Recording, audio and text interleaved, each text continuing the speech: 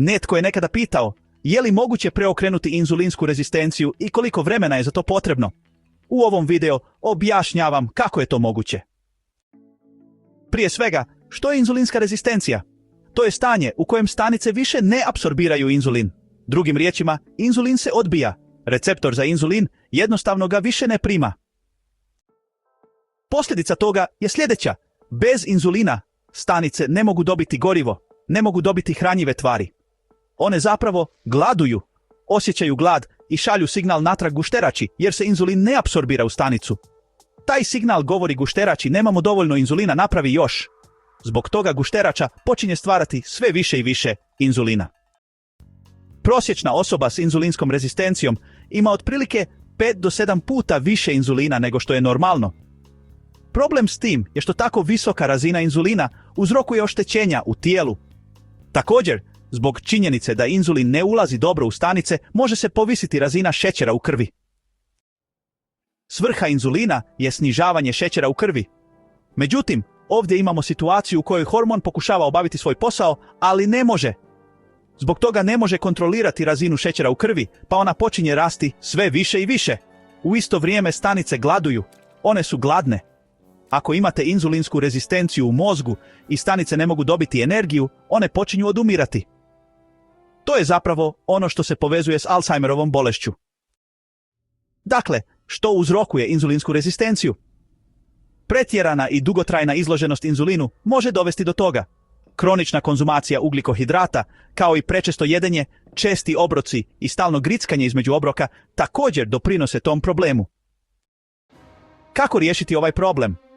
Potrebno je preokrenuti proces i napraviti dulje razdoblje bez povišenog inzulina. Drugim riječima, treba izbjegavati stalno poticanje lučenja inzulina kroz određeno vrijeme. Problem je u tome što, ako ovo ne riješite, nećete uspjeti izgubiti kilograme.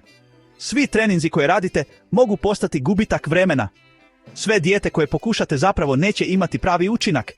Uz to ćete stalno osjećati glad, zbog čega će vam biti vrlo teško držati se bilo kakvog plana prehrane. Prema mom mišljenju, potrebno je između 3 i 8 mjeseci, a ponekad i više, da se inzulinska rezistencija preokrene. Dobra vijest je da se na taj način može preokrenuti i predijabetes, pa čak i dijabetes tipa 2. Moja procjena je da keto prehrana može biti odgovorna za otprilike 20 do 30% poboljšanja. Povremeni post, odnosno intermittent fasting, odgovoran je za oko 60% poboljšanja. Kada se te dvije metode kombiniraju, dobivamo oko 80% rezultata.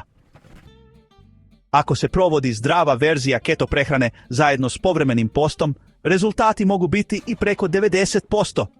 Razlog za to je što zdrava keto prehrana osigurava ključne hranjive tvari poput cinka, vitamina D, kroma, kalija, magnezija i vitamina B skupine, koje pomažu ubrzati proces oporavka.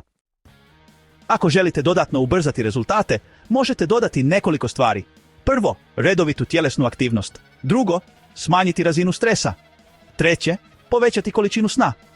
Također se mogu uzimati određeni dodaci prehrani koji osiguravaju dodatne hranjive tvari i podržavaju beta stanice u gušterači koje su uključene u regulaciju inzulina. Kako znati da se inzulinska rezistencija poboljšava? Postoji test koji se zove HOMA-IR. Međutim, iskreno, možete jednostavno promatrati nekoliko znakova. Prvi znak je da osjećaj gladi počinje nestajati. Možete izdržati dulje razdoblje između obroka bez potrebe za hranom. Drugi znak je smanjenje masnoće na trbuhu. To znači da se smanjuje masnoća oko unutarnjih organa, posebno masnoća u jetri. Treći znak je pad krvnog tlaka. Kada su razine inzulina ili šećera visoke, arterije postaju vrlo krute. Kada provodite zdravu keto prehranu i povremeni post, uz dodatak vitamina D, krvni tlak se može poboljšati, iako ponekad može potrajati i do godinu dana da se potpuno normalizira. Sljedeći znak su dobre vrijednosti šećera u krvi. Kod većine ljudi promjena se može vidjeti vrlo brzo. Međutim, ako netko ima dijabetes tipa 2 već dugi niz godina, može potrajati i do godinu dana da se razina šećera u krvi stvarno stabilizira. Peti znak je nestanak takozvanog fenomena zore. Fenomen zore je situacija kada se probudite ujutro, niste ništa jeli, a razina šećera u krvi je i dalje visoka. To znači da ste još u fazi prilagodbe na ketozu i da inzulinska rezistencija još uvijek postoji. Kada taj fenomen s vremenom nestane, to je znak da se stanje značajno poboljšava. Šesti znak je da imate puno više energije. To je vrlo dobar pokazatelj da proces funkcionira. Dodao bih i sedmi znak, a to je osjećaj sitosti nakon obroka. Možda ste prije, dok ste imali inzulinsku rezistenciju, mogli jesti i opet se ne osjećati zadovoljno. Sada se osjećate sito nakon obroka. Naravno, važno je jesti pravu hranu, ali osjećaj sitosti pokazuje da hranjive tvari ulaze u stanice i da sustav napokon funkcionira kako treba. To znači da više nemate onu blokadu koja spriječava ulazak hranjivih tvari u stanice, što se događa kod inzulinske rezistencije. Zbog te blokade često je teško osjetiti zadovoljstvo nakon jela. Hvala vam na gledanju i vidimo se u sljedećem videu. Hvala na pažnji, molim vas da lajkujte, podijelite i pretplatite na kanal.